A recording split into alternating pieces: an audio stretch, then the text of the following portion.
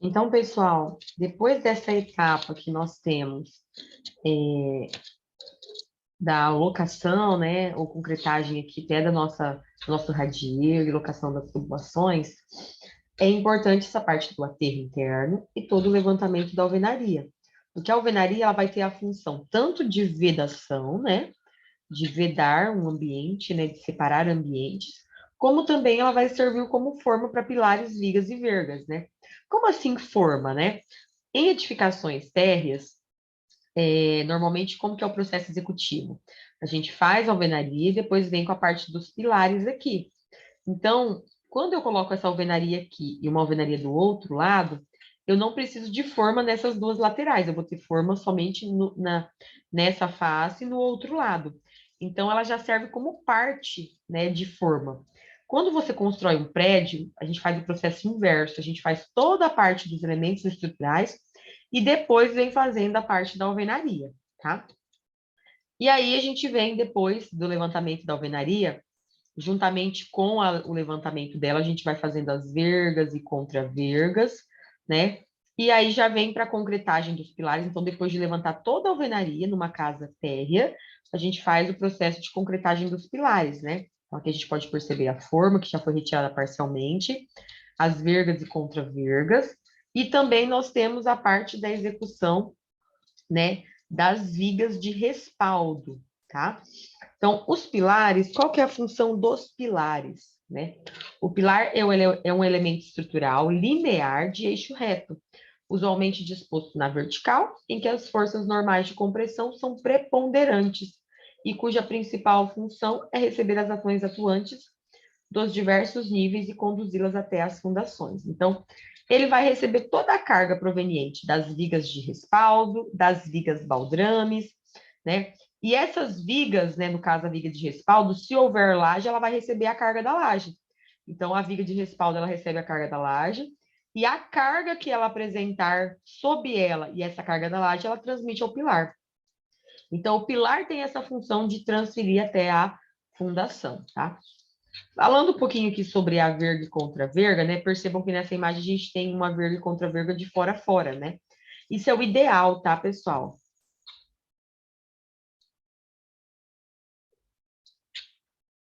Tá? Deixa eu voltar aqui que saiu a imagem. Isso é o ideal, pessoal, pois aqui a gente evita menos, a incidência de patologias nessas regiões, né? Então, quando você não faz uma verga contra verga, a tendência de ter uma patologia, né, no canto das janelas é muito grande. Então, ela tem essa finalidade, tá? Então, aqui na próxima imagem do slide, nós temos a verga e a contra-verga, que devem ser executadas na janela. E sob a porta, nós temos a verga, tá? Então, essa verga e contra-verga é exatamente para que a gente evite essas patologias, né? Essas fissuras inclinadas, verticais, horizontais. Algumas orientações, né? Recomendam que pelo menos seja passado 30 centímetros para cada lado, tá? Eu recomendo, por ser um custo, né, de baixo valor, que a gente faça de fora a fora, né, na parede. Porque quando a gente faz só esse pedacinho, a gente evita essa fissura nesse canto aqui. Mas possivelmente pode dar algum tipo de patologia bem nessas regiões. Então, sempre de portas e janelas, faça a verga e contra-verga de fora a fora, tá? Então, elas são esses elementos, né, que ficam nos vãos das alvenarias, tanto em portas e janelas, e exatamente elas ficam ali porque são regiões de grande concentração de tensões. E a utilização delas vai ser sempre buscando essa redução, né, o surgimento das fissuras. E a gente sempre fala o termo verga na parte superior e contra-verga na parte inferior, tá? Bom, já tinha adiantado sobre a parte de concretagem das vigas, né? Mas a gente tem a parte das vigas de respaldo e a laje, né? A execução vai depender um pouquinho do processo. A gente pode ter uma execução de vigas de respaldo separadas da laje, dependendo do tipo de laje que a gente utiliza, ou pode ter a execução de forma conjunta, né? Concretadas ao mesmo tempo, tá? Então, essas vigas de respaldo, elas vão receber as cargas provenientes da própria laje, que vai transmitir a elas essa carga, e também algum tipo de alvenaria, uma platibanda ou uma cobertura que esteja apoiada sobre essa viga de respaldo. E aí, essa viga de respaldo vai transmitir a carga para o pilar e o pilar, consequentemente, para a fundação, tá? Durante o processo de concretagem, né, caso seja uma laje onde a gente tenha elementos embutidos, né, principalmente da parte elétrica, ou seja, mais de um pavimento, né, sempre ficar atento já à conferência na hora da locação, dessa parte hidráulica, sanitária, elétrica, né, porque para a gente evitar o mínimo de quebra possível, beleza? Aqui eu tenho uma imagem, né, da parte de locação da nossa laje, então, antes de todo o processo de concretagem, nós podemos ter essa parte elétrica toda embutida, né, na nossa laje. Então, ela precisa ser conferida, organizada, para que a gente não tenha nenhum tipo de problema e venha dar alguma patologia, né, futura aí. Então, não se quebra, a gente tem que evitar esse processo de correção. Então, antes de qualquer concretagem, a gente precisa fazer toda essa conferência. Bom, eu levantei toda a minha edificação, já fiz as concretagens da laje, e já pode partir para o processo de execução das tubulações, né? Então, toda a parte de tubulação hidráulica sanitária, que fica ali embutida na alvenaria, né? A gente quebra ela parcialmente e faz toda a parte de locação da tubulação hidráulica e até mesmo sanitária dentro da nossa edificação, tá? Lembrando que, quando nós utilizamos esse processo de tubulações aqui, durante a locação, a gente também precisa deixar elas locadas, né, para execução futura. Então, aqui, se elas são embutidas na viga, aqui não é uma imagem que tem isso, mas quando elas são embutidas na viga, elas já devem vir locadas, né, durante a concretagem, porque não se faz nenhum tipo de quebra posterior. Então, ela já tem que ser locada antes também. Aqui temos uma imagem de toda a parte de locação das tubulações sanitárias, né? Aqui um exemplo de shaft, que normalmente é usado em edificações de mais de um pavimento, onde toda a parte hidráulica e sanitária ela desce exatamente naquele local, para a gente evitar qualquer tipo de passagem dentro da parede. Então, normalmente, quando a gente tem um volume maior de tubulações, a gente cria esse compartimento que é o nosso shaft. Vamos aí também fazer toda a parte de organização, né, da passagem dos elementos elétricos. Então, até então a gente teria só feito a concretagem da laje, né? Mas com esses pontos que foram locados, né, agora a gente vai fazer a locação deles dentro da própria alvenaria. Então, da mesma forma que foi feito todo, né, um embutido aqui da tubulação hidráulica, a parte elétrica, a gente também vai fazer toda a parte de locação das caixinhas elétricas e já passar todos os eletrodutos.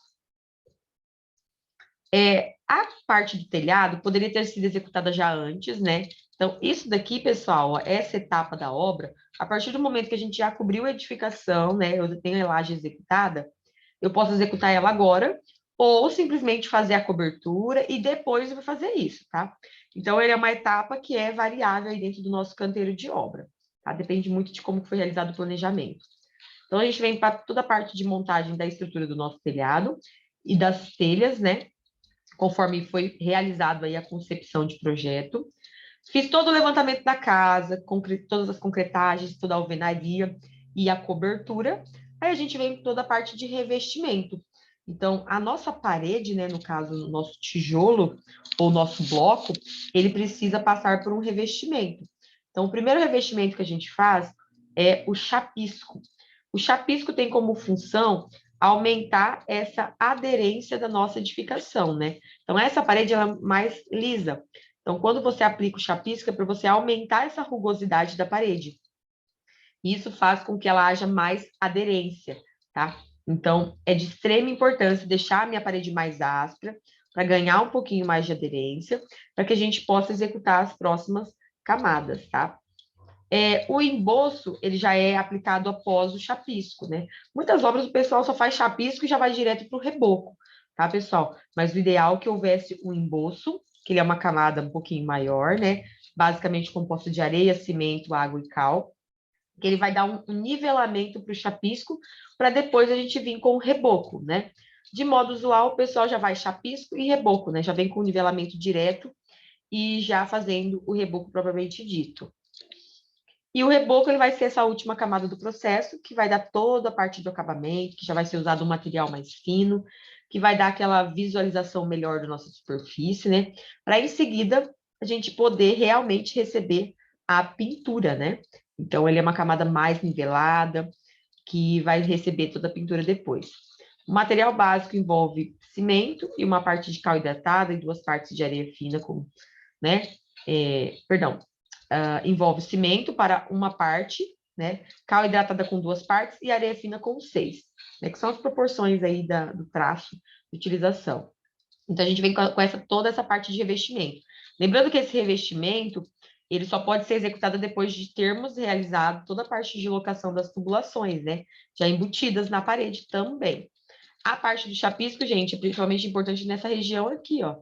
Se nós não tivermos, por exemplo, revestimento, né, que venha cobrir isso, o chapisco já ajuda nesse ganho de aderência, já que, pelo menos nesse ponto aqui que nós temos tubulação, a tubulação é lisa. Então, essa aderência é de extrema importância, tá? E aí a gente já vai para a parte das instalações das esquadrias, das portas, né? Aqui é um caso de uma edificação que eles nem fizeram um reboco, né? Aqui em outros fins, mas normalmente a gente já faz essa instalação com o reboco já pronto, tá, pessoal? Já vamos para a parte do contrapiso.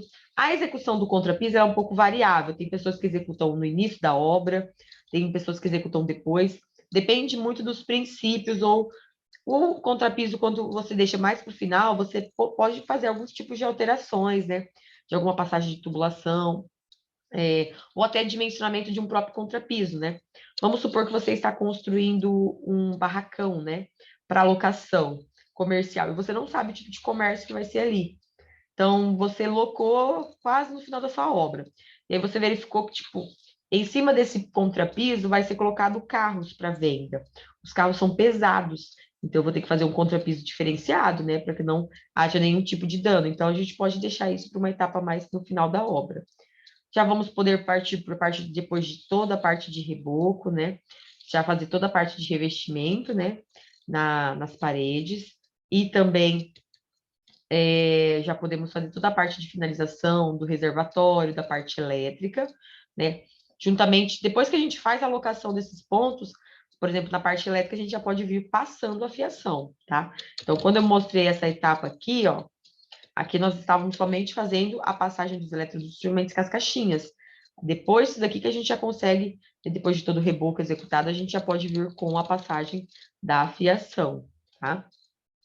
Já podemos vir aí com o processo de instalação de forro, né, que pode ser de PVC, de gesso acartonado, de madeira, assentamento de piso, né?